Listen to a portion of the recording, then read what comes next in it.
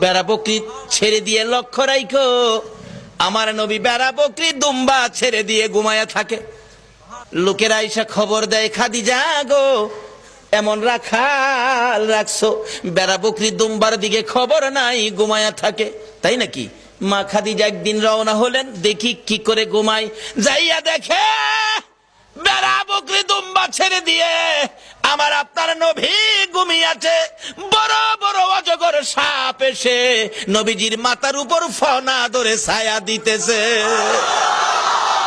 খাদিজা বলেন, না না, এই রাখালের বকরি জংলার বাগে নিবে না।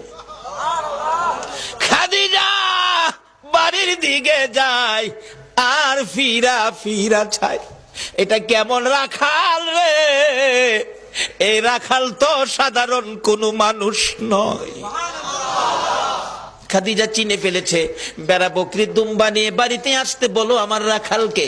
আমার নবী দুপুর বেলায় বেড়া বকরি দুম্বা নিয়ে বাড়িতে রওনা হলে খাদিজা বাংলা রুমে বসে বসে দেখে, এটা কেমন রাখাল রে?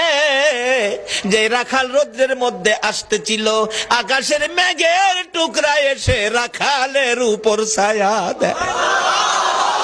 খাদিজা বলেন, মাবুদ, মাবুদ রে, এটা কেমন রাখাল আমার বাড়িতে?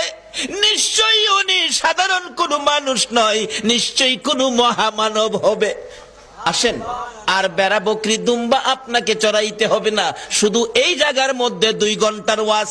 এই জায়গায় কি ঘটনা ঘটেছে? আজকে এই নবীর চিনি না, যারা চিনেছে তাদের জীবন ধন্য হয়েছে।